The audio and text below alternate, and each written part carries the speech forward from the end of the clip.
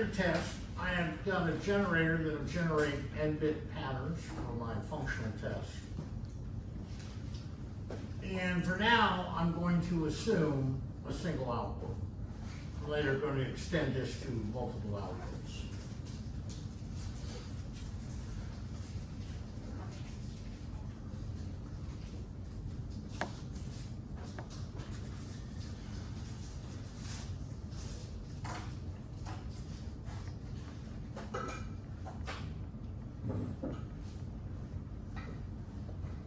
Okay, so for every input I apply to my circuit under test, I'm going to get an output response. We said that the way that you would run the functional test is I have recorded the expected response for each input. And so I apply my test pattern, I get an observed response, and then I compare my observed response with my expected response. And if they all match, my circuit under test is good. It's fault free.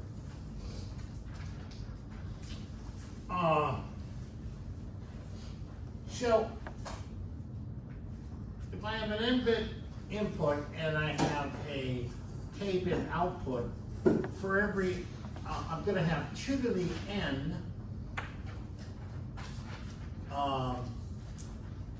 inputs. How many outputs am I going to have?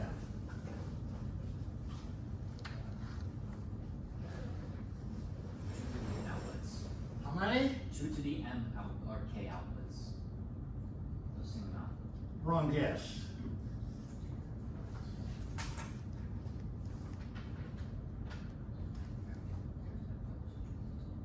Then to the end.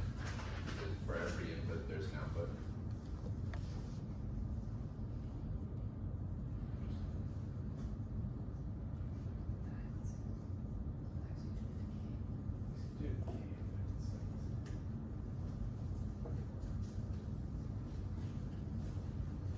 For each input gives me an output, and I have 2 to the n possible inputs. I've got 2 to the n possible outputs.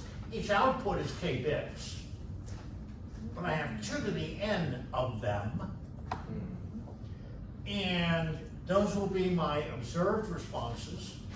And I'm going to have to compare those with my expected responses. Well, let's suppose n is very large. N is 36.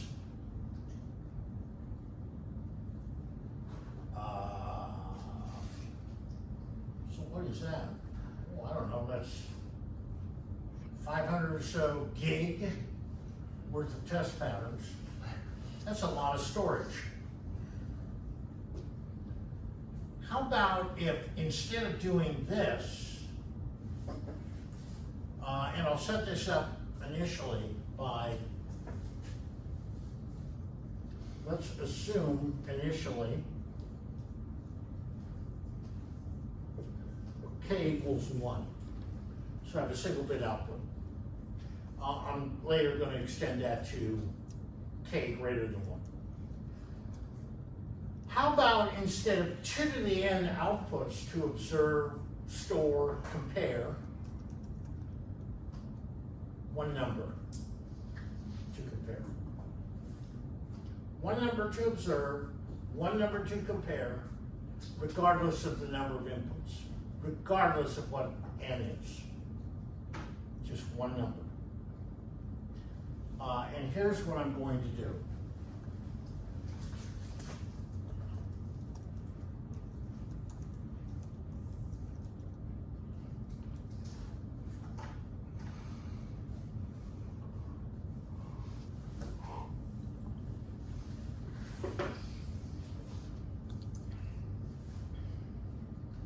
Here's the single bit output. I'm going to take an m-bit LFSR. Now, we know normally, and this is going to be internal. So we know that the output from the most significant bit is going to wrap around and become the input to the least significant bit, right?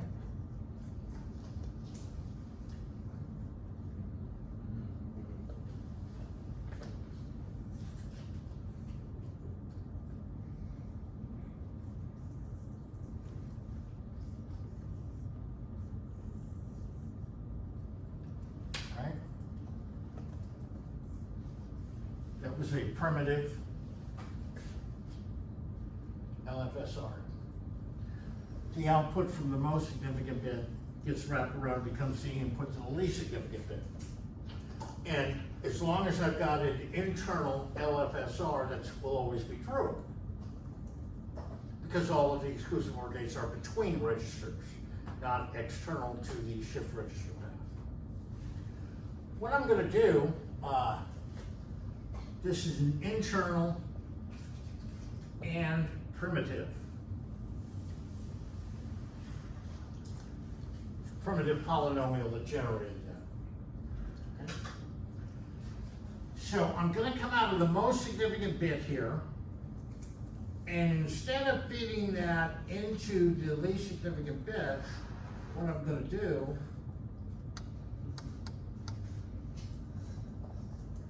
is add one exclusive OR gate, and then go into the least significant bit. So if I was going to do that here, what I would be doing is this. Instead of doing that,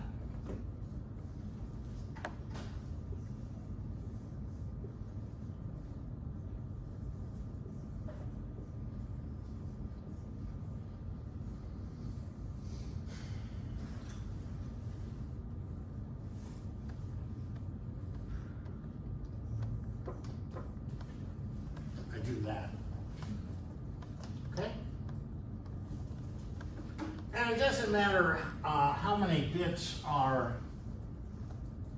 in this linear feedback shift register. I would add one more exclusive OR gate.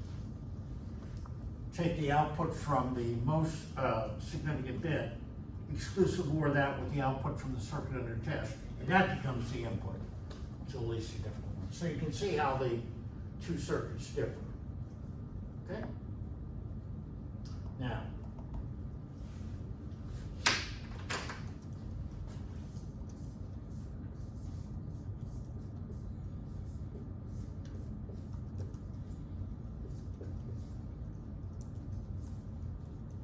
I'm going to initialize that to 0.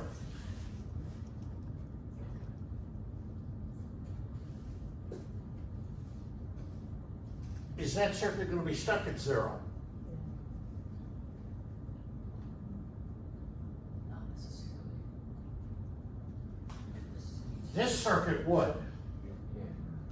With this circuit? No. No, because if I get any input that produces a logic 1 output, I now get a logic 1 input to this register. So the counter's going to move off of 0. Okay, now, I apply my 2 to the n inputs. I've initialized this thing to 0. I start applying my 2 to the n total inputs, and for each input I'm going to get an output, which is going to produce an input to this, and so for each output I get, I clock this circuit. When I'm done with the 2 to the n inputs, there's going to be a number in this linear feedback shift register, right?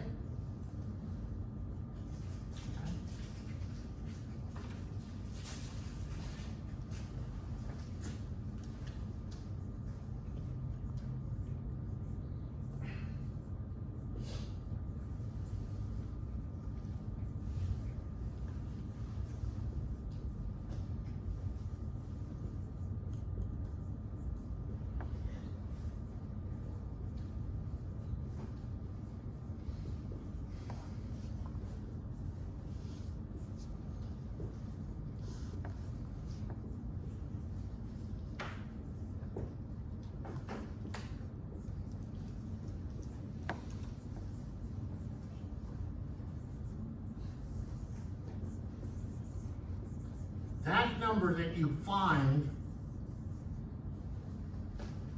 in the LFSR after you've applied all the inputs is referred to as a signature. And so this M-bit LFSR with the additional exclusive OR gate is called a signature register. And what you are looking at here is signature analysis. So I've got an M-bit LFSR. It's internal, designed from a primitive polynomial. I'm going to initialize it to 0. I'll come back to that in a moment. Start applying my 2 to the n inputs. As soon as I'm done, each input's going to somehow change this. When I'm all done, I have a number in here, which is called the signature. Now, will you agree with me? Regardless of how many inputs you have, you wind up with an M-bit signature. Regardless of how many inputs you have, you're always going to wind up with an M-bit signature. That means I have one M-bit number observed to be compared against one M-bit expected result. Because if this circuit is fault-free and I run my 2 to the n inputs through, I'll know what signature to expect. Right? So now I run the test and see what signature I got from that circuit. Compare it against my expected signature. If they match, circuit's good. So regardless of how many inputs you have, you only have 2 n-bit numbers to compare. Everybody see how that works? Now, why initialize to 0? For this to work, you have to initialize the counter or the signature register to the same value before you apply your first input. So why not pick 0? It's the easiest thing. Just clear all the registers. So you're starting from a known point. You apply your test patterns in a particular order, which is going to produce outputs in a particular order, which will produce the same signature if this is fault-free.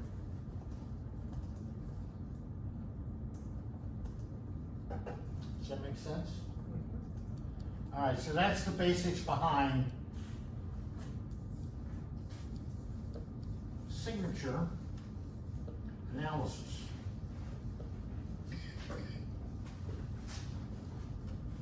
Okay, now initially we assumed K was equal to 1, and I had a 1-bit output.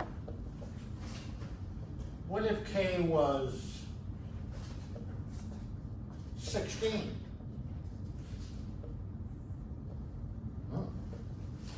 Well, I could do this for each bit of the output, which means I would have 16 signature registers. Yuck. Here's a simpler approach.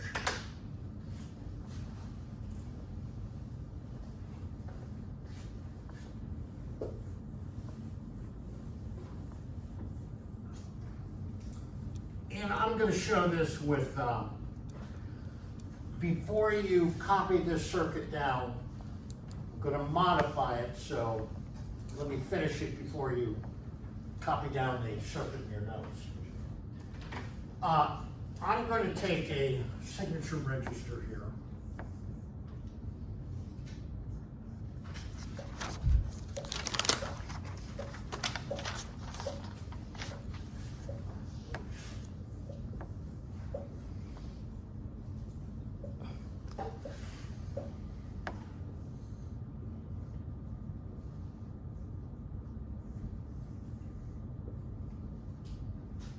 I'm going to use 5 bits as an example. And I'm going to assume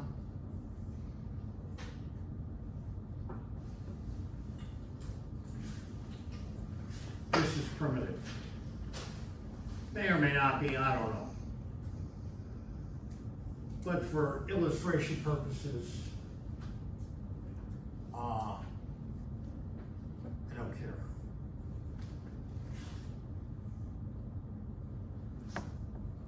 Okay, so there's my linear feedback shift register.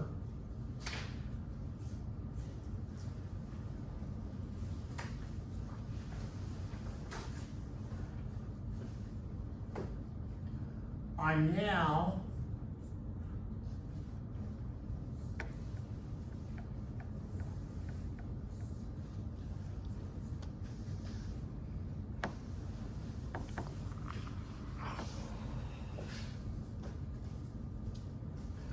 I have a circuit under task with 4 bits. Okay, so I can put B0 into here. What do I do with B1, B2, and B3? Well, let me do this.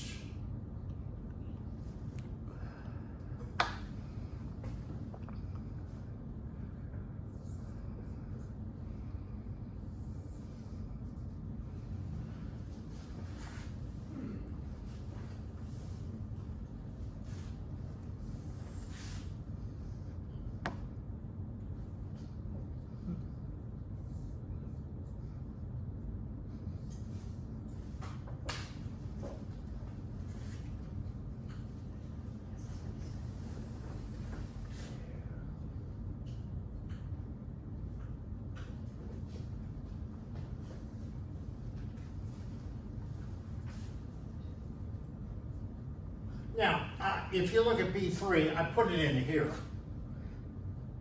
I could have put it in here. I'm going to come back to that in a minute. But see how this works? Now I have still a single signature register. Rather than when, in this particular case, K equals 4. Instead of having 4 signature registers, I still only have 1. So I actually have a question.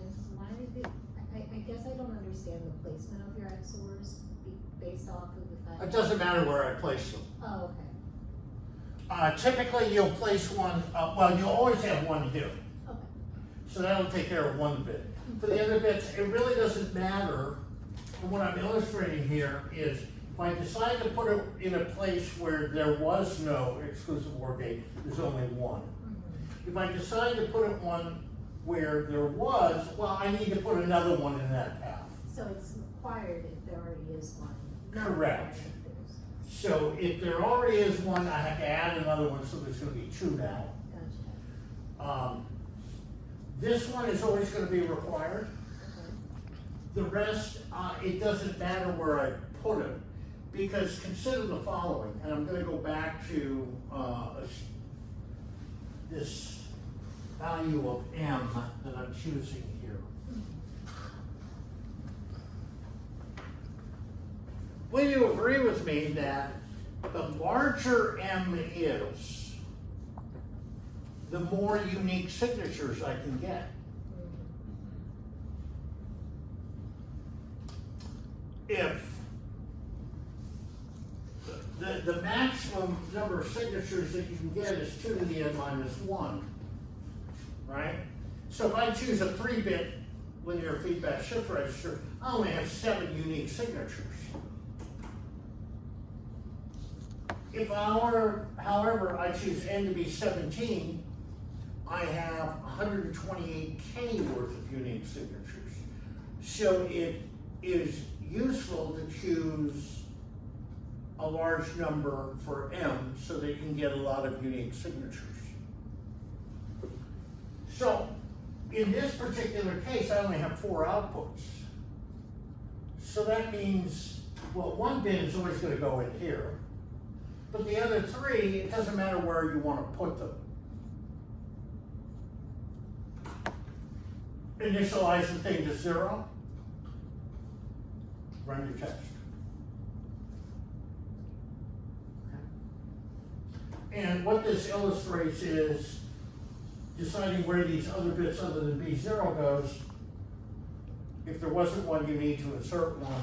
If there was one, you need to insert another. But it's up to you as to where you want to put these extra exclusive OR gates. Now, the advantage of choosing a large M, and this is often done, is you'll build up a table. Maintenance will do this. Manufacturing may do this. Let's suppose I get a signature of 0F62.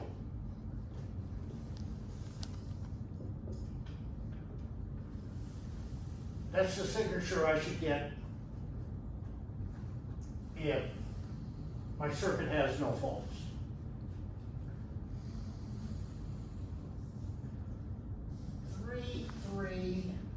C9. For that signature, I have faults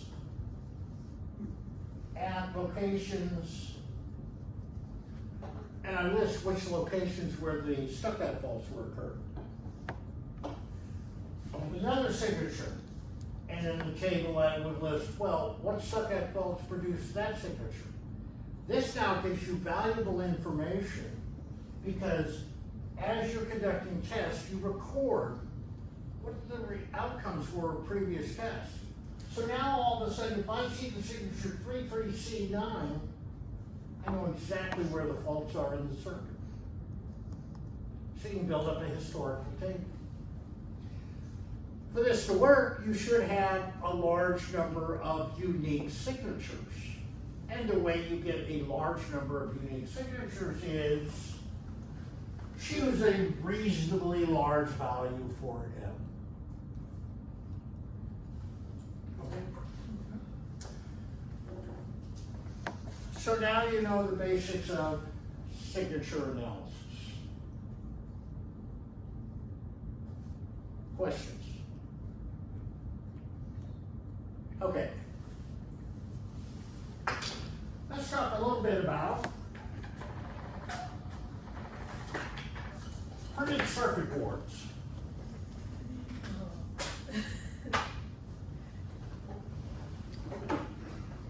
Now, as a digital design engineer, you will be responsible for the layout of your printed circuit board. And here's the reason why.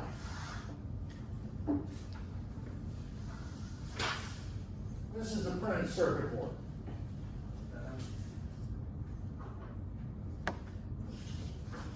So what we're going to do is we're going to have to place all my integrated circuits on this printed circuit board. So it's going to be a person who is knowledgeable in the layout tools, who will be told you have all these rectangles, different integrated circuits, fit them on this printed circuit board. Well, the guy or gal who is running that particular software to place components on this printed circuit board probably knows as much about electronic design as the rules of Aussie rules football, Australian football, which is different and far more exciting than U.S. football. But that's another story. At any rate, so you're going to have to give that individual guidelines on how to place the particular components on the printed circuit board. So for example, let's suppose that the circuit has an oscillator that's generating clock pulses. And those clocks are used by two different registers. If the oscillator's here and one of the flip-flops is here, you don't want to put the other flip-flop down in this corner, because that's a considerably different length of the printed circuit board trace from the oscillator. There's going to be more propagation delay, and that's going to lead to clock skew problems.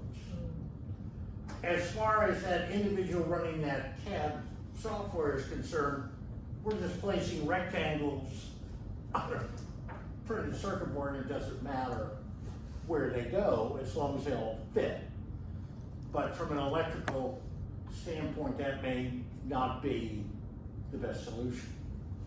So you're going to get involved in laying out the printed circuit board. So we need to think a little bit about what printed circuit boards are like.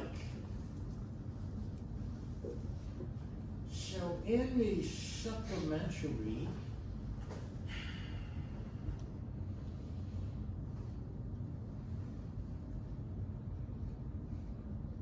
is PC board layout. Okay.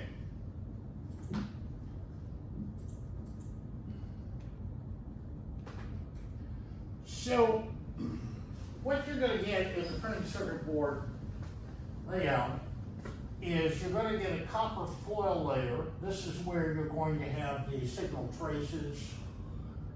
This is where you're going to be soldering components on the printed circuit board. And then there's going to be a substrate, which is non-conductive, made of fiberglass and an epoxy laminate.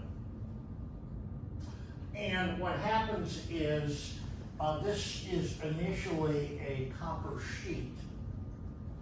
And you lay a stencil over that, showing where you want the signal traces, and then that gets put into a chemical bath that etches away all the copper, and you're left with your printed circuit board with all the individual traces. This is a double layer board where you have copper foil on both sides of the substrate. And so I'll have a stencil for the top layer and a stencil for the bottom layer. Same thing, put the stencil over there, that gets put into a bath and it etches away the copper.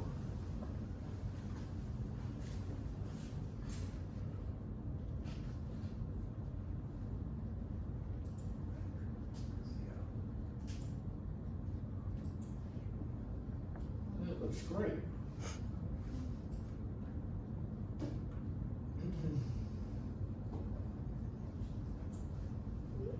Well, let's do this.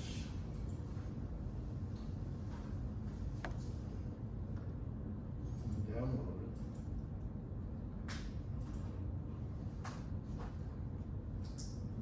it. Okay.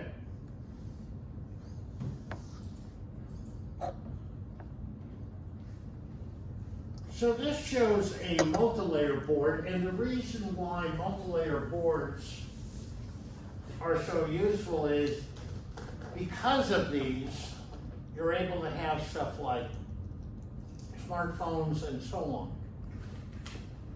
What you actually get is multiple layers. See these internal copper layers. Each of these layers is going to be etched separately. They have their own artwork with their own stencil. And effectively what you do is you build a sandwich. So it's going to be copper substrate, copper, and then pre-preg, which is pre-impregnated fiberglass with resin. And so you can build this thing up. And then down at the bottom, you have another substrate and then the bottom layer. So how many layers can you have? 16, 20, whatever. Now, some of these layers will be VCC, which means if I have an integrated circuit right here, I have a very short connection to VCC. Other layers, this might be a ground layer. Other layers in here might be signal layers, so you can actually route between integrated circuit pins, the resistors, capacitors, and so on. So that allows you to have a very small printed circuit board with a lot of complex circuitry on it, because I've got surface mount devices, and I've got a multi-layer board, so I've got ways of connecting it. And I only need a printed circuit board this big, which is what I need for a smartphone.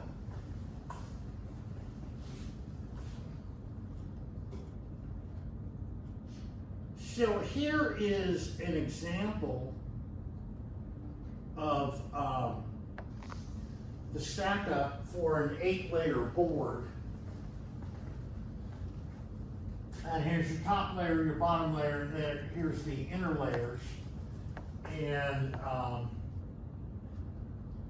this tells you the copper weight, the thickness of that particular layer, how big the core of the prepreg is in between two layers, and so on. And so this is just one big sandwich that gets put together for your printed circuit board. Okay, I'm going to come back to this shortly. See if I can get out of here. How do I get out of here?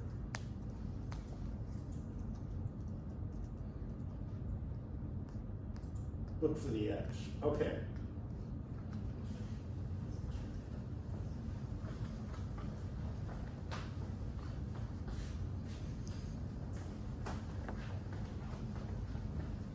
Let's talk a little bit about automatic testing.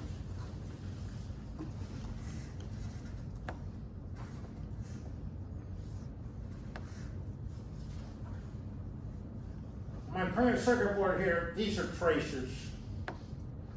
And these little dots here are, let's say, pins 5Cs or something like that. And I want to test this automatically.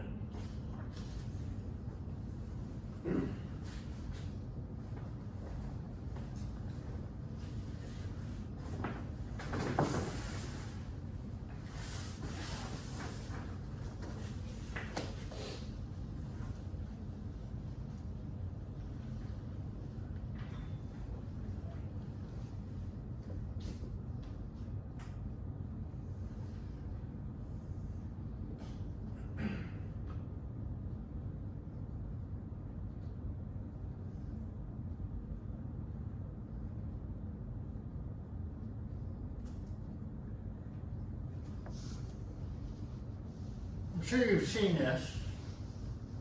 It's a bed of nails.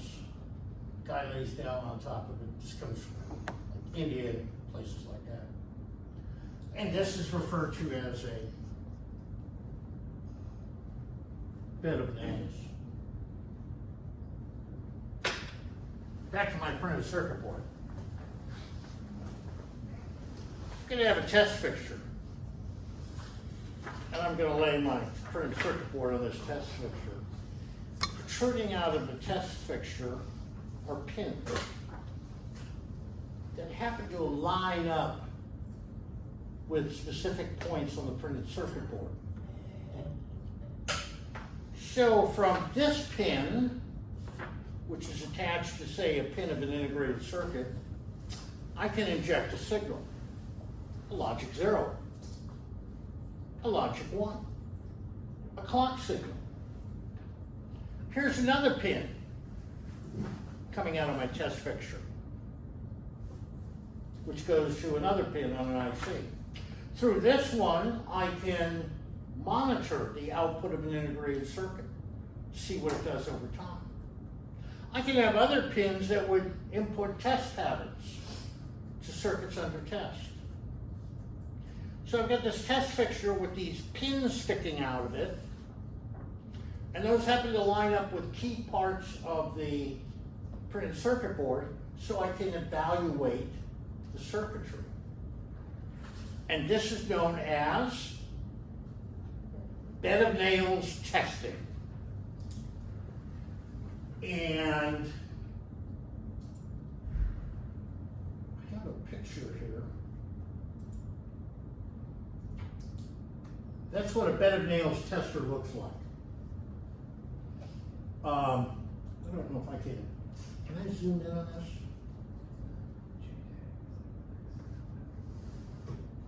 Save image as, let me do it on the desktop.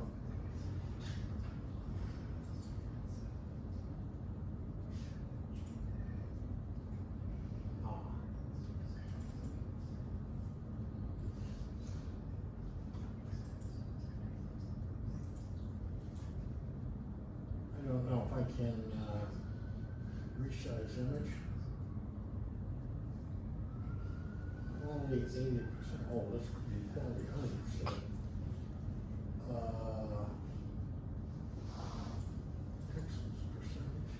it's already at 100. Oh well. But I think you can see it here. Down here is the test pattern. These are the pins, and these pins are coming out of the test fixture, are lining up with pins on the printed circuit board. So I can inject signals, I can also monitor signals. So this is bed of nails testing. Okay? Let's see how that works. Okay.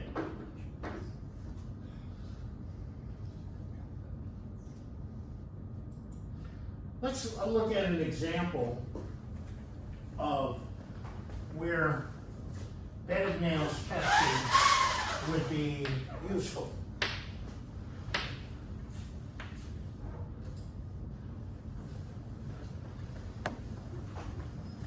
I'm going to introduce a concept, another acronym I expect you to know.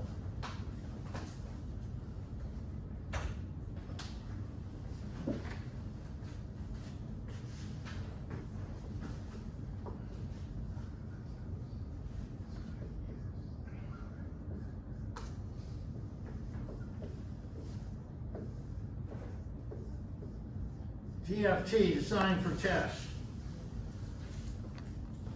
So when you take ECE 315, signals and systems 1, DFT will be discrete Fourier transform, but in this class, DFT stands for design for test. Here's the concept.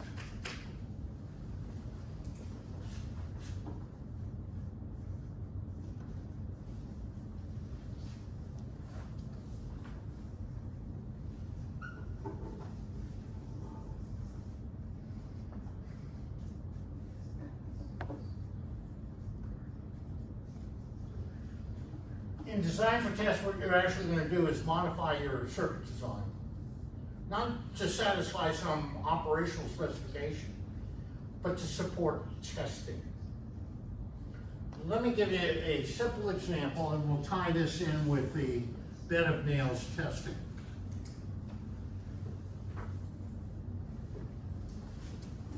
Here's an oscillator.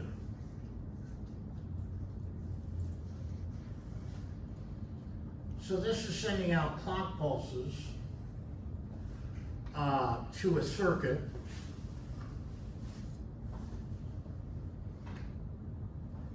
Let's say to a counter.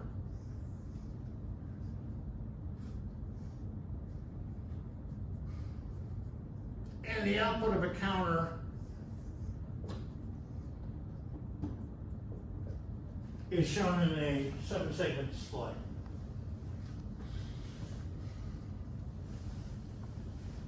Now, the way this thing is supposed to work is there's an enable on this counter. And there's some logic that's driving that. So this circuit works for a certain period of time, and then there will be a number displayed. Now, you've hired a test technician to make sure that this circuitry works. The only problem is this oscillator is running at 30 megahertz. So the counter is being clocked at 30 megahertz. Your technician that you hired to test this circuit is not going to be able to make sure that that 7-segment display rolls through the numbers 0 through 9. What we would have to do during test is slow the clock down. Now you could say, well, I could replace this oscillator with, say, an oscillator at 1 hertz, but that's really not going to work. Because when this unit is sold, that's a 30 megahertz clock. Design for test. Let's modify the design to support testing. So what I'm going to do is this.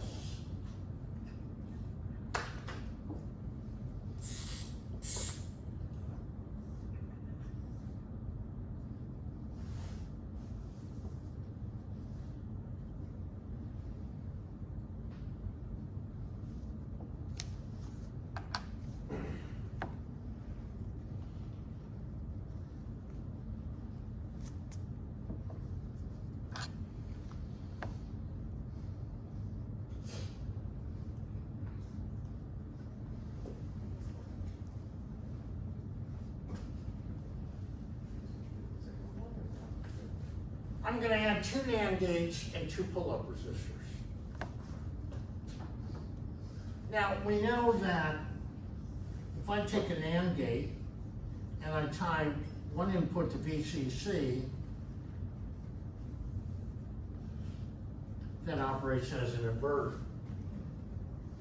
So the way this thing is operating is I'm inverting the clock and then inverting it again. So from an operational standpoint, I'm really not doing anything. Now you notice I've got a point A and a point B here. Those are going to be aligned with 2 pins on my bed of nails tester. Okay? So during test,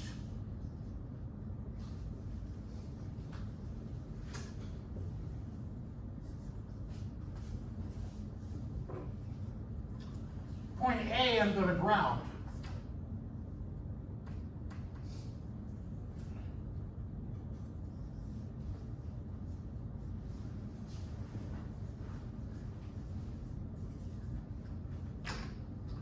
So if I ground point A, this is just operating as an inverter.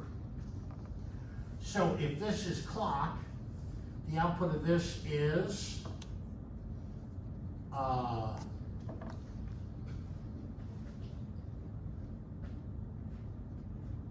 what?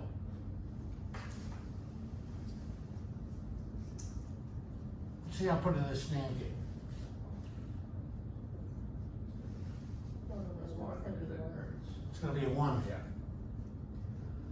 Here, B, I'm going to inject a 1 hertz clock.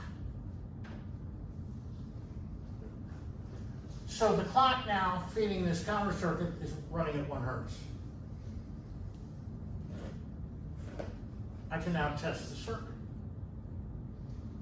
When I'm done testing, remove the ground, remove the clock. So now running at 30 megahertz. So you can see that if I had 2 pins for my bed of nails testing, one at point A and one at point B, point A gets grounded, point B I'll inject a 1 hertz clock signal, I can test my circuit at 1 hertz.